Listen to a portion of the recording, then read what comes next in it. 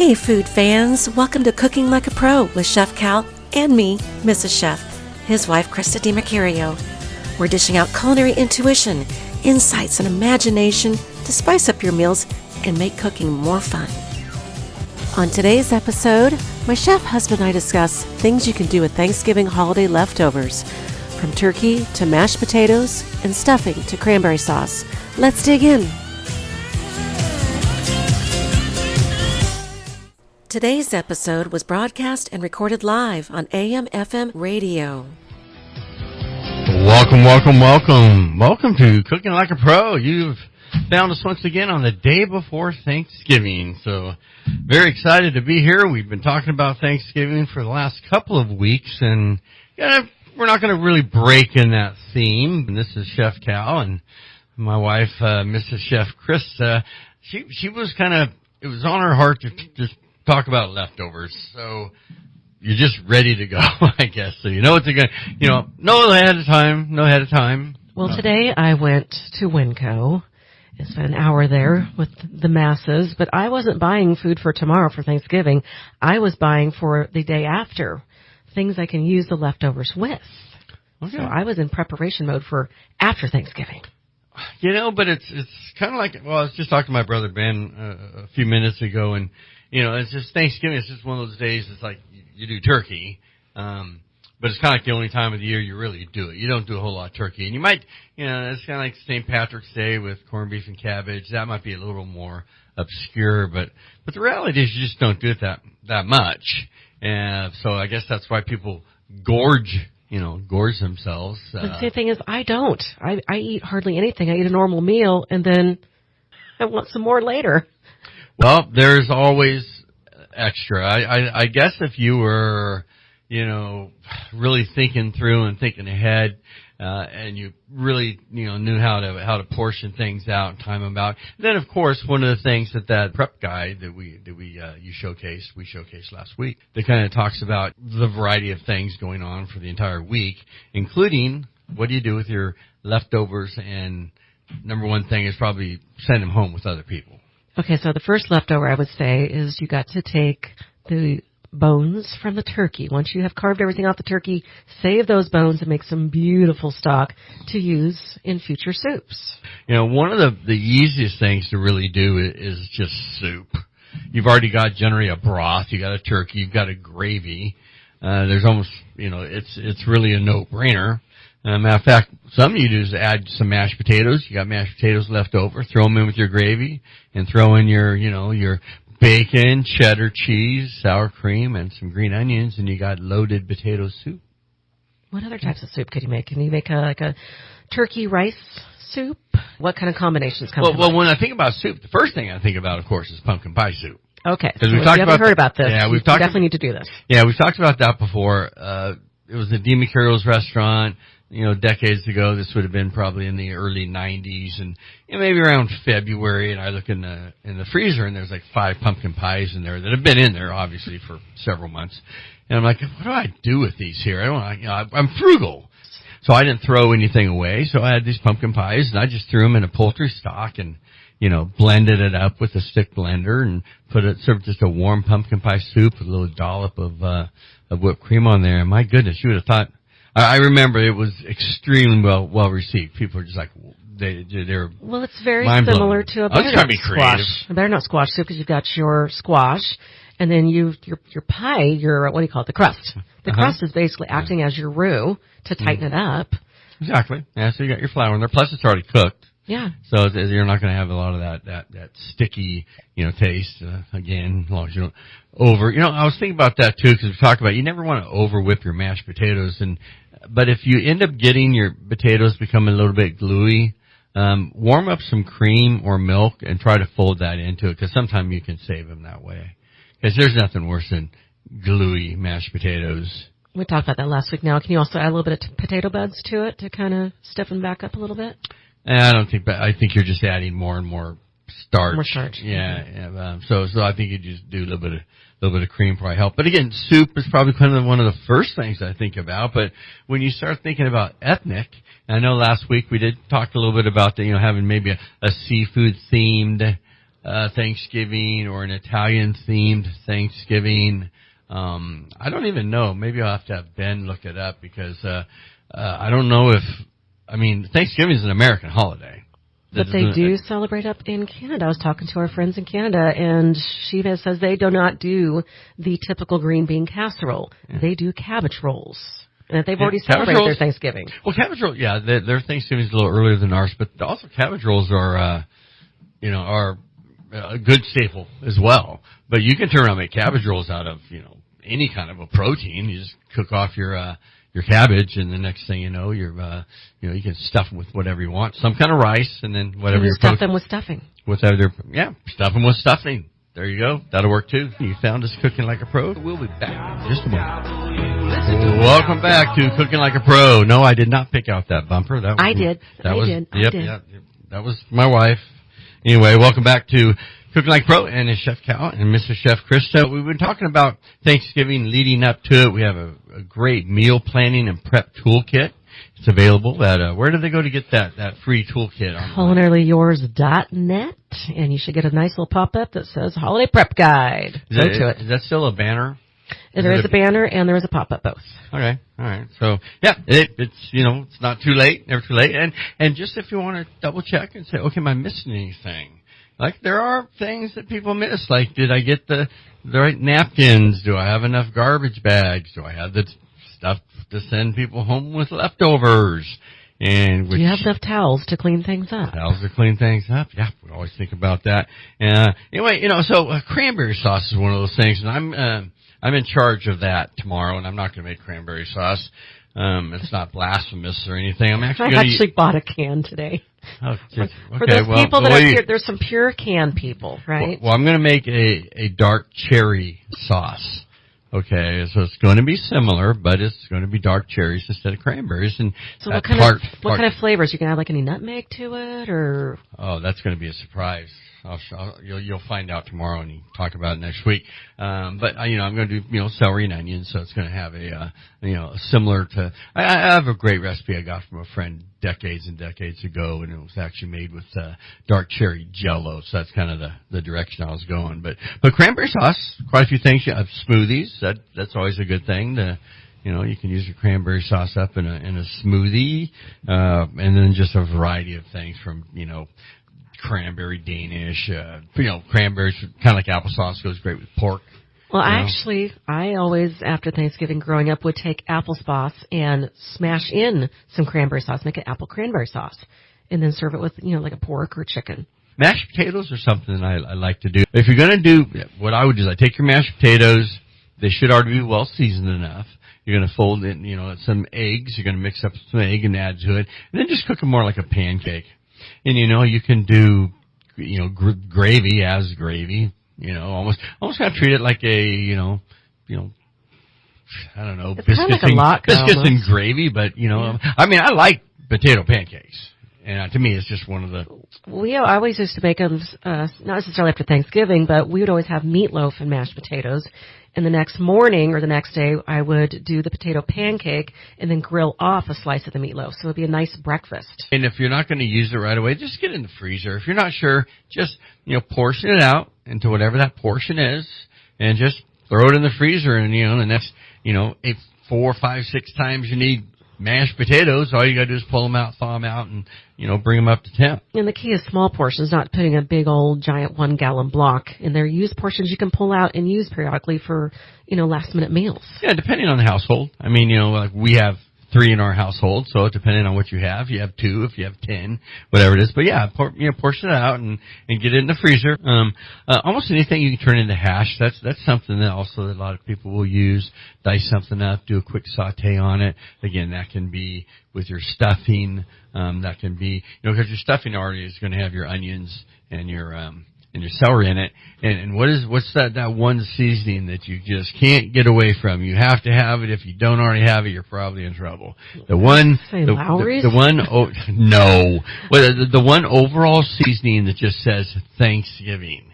All right. Poultry seasoning. Poultry seasoning. Yes, it's a poultry seasoning, and you need to get some. It's just going to make everything taste Thanksgiving. And it's got I mean, a sage is a big one of the ingredients, but it's got some thyme in it, and it's in powdered form. So it really makes a great seasoning for just about anything. So I always, growing up, hash is something, it used to be something that I would make in our household. And I do it a little different. I don't use the stuffing, and I actually got the ingredients today. I get tater tots, and I bake them off in the oven again, nice crispy tater tots that are seasoned. And then I will chop those up with the turkey, but I also will saute up a holy trinity mirepoix with a bell pepper and celery and onion and garlic, and then add the turkey and the crispy tater tots. And that is such a really nice treat for the next morning. Yeah, I like that. Again, if you want to go different directions, things like turkey quesadillas, breakfast burrito, Thanksgiving breakfast burrito. How about that? But anyway, mashed potato pancakes, we talked about that. Also, one of the things that, especially because I noticed that, we had some meat trimmings that were left over from today, you make a great shepherd's pie. And just use those, pot pie. Those mashed potatoes. Pot pie. That would be great. That's what my go-to is, a Brie Calder's turkey pot pie. That's my getting me through the night. Haven't had time to cook things, so having a homemade turkey pot pie. How would you do that? Well, I mean, you just make your dough. It's just a velouté. Velouté is basically your turkey gravy is a velouté, right? It's a turkey stock that's been thickened. So if you make a turkey stock and add some milk to it, because usually it's not so gravy-ish. Well, I mean, or more stock. I don't know that it could be a little bit creamy. Velouté is just a thickened either chicken stock, fish stock, pork stock, or veal stock, white beef stock. And those are all veloutés. So it's just that's the blonde, one of the blonde mother sauce. And then what would you use as a pastry on the top? Because you get like a puff pastry. If you're tired the next day, you've been cooking all day, how we use up leftovers quickly? With canned biscuits across the top for a pot pie? Yeah. Yeah, puff pastry. There's a variety, phyllo. There are so many different, puff pastry, different things that are out there. Generally, you're going to use either pie dough or puff pastry. Puff pastry might get hot too fast, but vent it, so, your inside gets cooked and if you don't vent, so that's one of the problems people have when you don't vent it, and then it doesn't cook on the underside of the pastry. So, and you don't want raw pastry. But I do like the shepherd's pie idea. So this is Cooking Like a Pro, Chef Cal and Mrs. Chef Christa back in just a moment. You have found us here, Cooking Like a Pro. So winter is here. I don't know. It's not official. Not officially, not yet. Yeah. Well, I think that when it's cold and it's raining, and there's snow in the mountains, I call it winter. I'm not sure when it starts. It feels like winter. Yeah. So anyway, fruits and vegetables coming up. I really enjoy just being able to experience the different harvests and the different seasons. And the one thing about the fruits is you end up getting one for pomegranates. I had a pomegranate off my tree. I don't know, it was 3 or 4 hours ago. I was walking around out on the property, and it was like they're just starting to crack. They're just beautiful. So I just kind of ate it almost like an apple. They're great pomegranates. They're so good for you. We talked about it maybe about a month or so ago, but they're so good for you. They've got minerals, vitamins galore. So very, very good for you. And then one of the things that I like to use them for is almost like sprinkling croutons, like on a salad, but just use pomegranates. Especially if you're trying to stay away from carbs, then you got something that add a nice sweetness to it. What's interesting I tried last week is after Bible study we had a soup and salad gathering, and one of our gals made a salad with pomegranate seeds in it, but she also incorporated pistachio. And with incorporated pistachio, with it being a little bit softer, it made I have a hard time eating pomegranate seeds because they're not a pleasant experience for me, but adding pistachio kind of helped temper the crunchiness of the seeded pomegranate. And then for your vegetables, you're going to get a lot of your sulfuric vegetables. Your cabbage, your cauliflower, of course, Brussels sprouts, very sulfuric, broccoli, very sulfuric. So, those are, when you have a vegetable that's sulfuric, really all you want to do is shock it.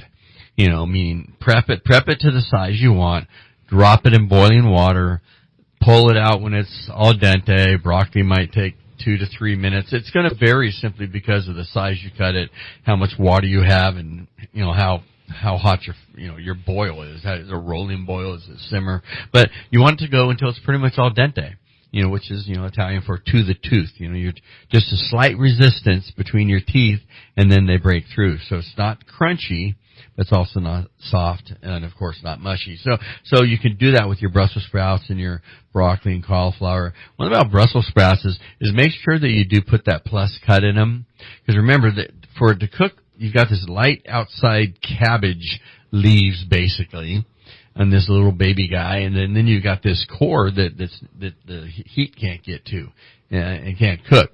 And I tell you, I don't know that I've ever had Brussels sprouts in a restaurant that they actually were cooked all the way through. No, they're usually crunchy. And then they're bitter because they still have that sulfur that hasn't had a chance to get cooked out. But carrots, of course, this time of year. One thing about carrots this time of year is they can get a little bit woody, especially if they're a little bit too big.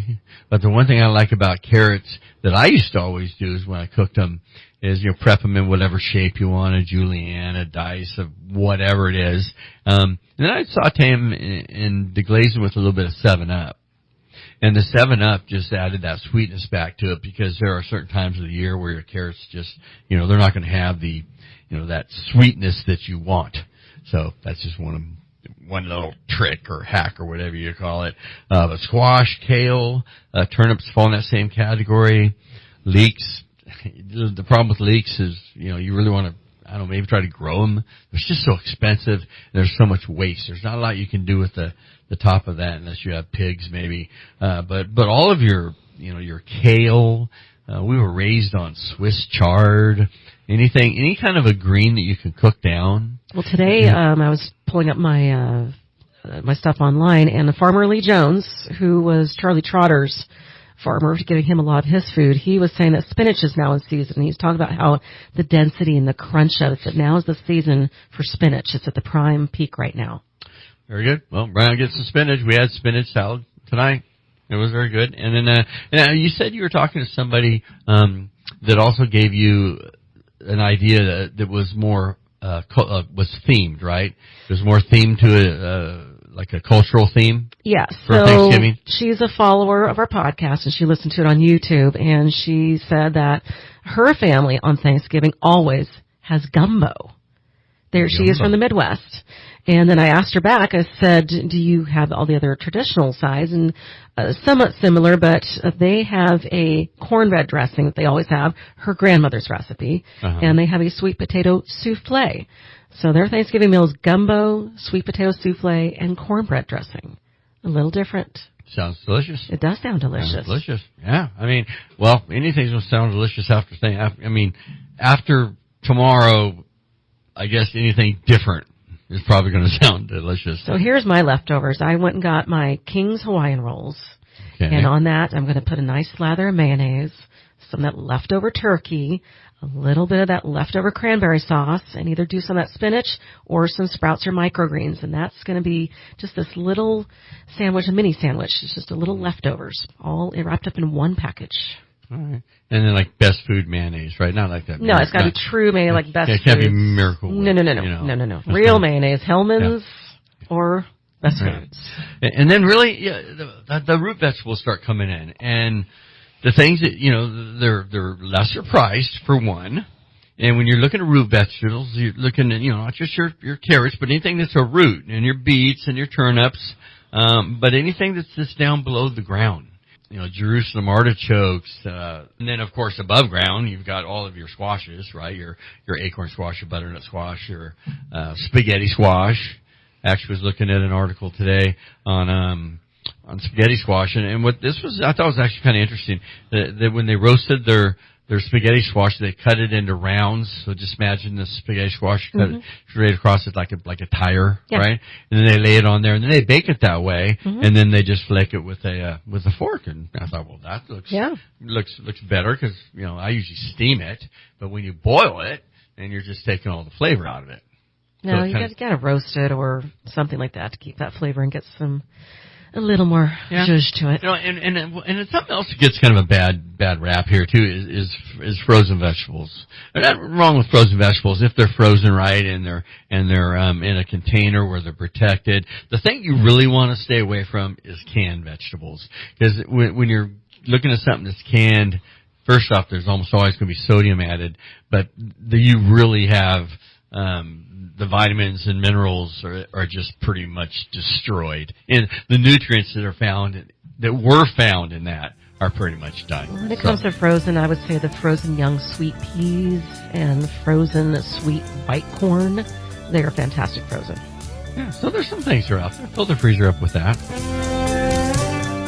Thank you so much for spending time with us. Until next time, we hope you'll be cooking up a storm in the kitchen. So we'll be with you again next week with food, flavor, and fun right here on Cooking Like a Pro podcast.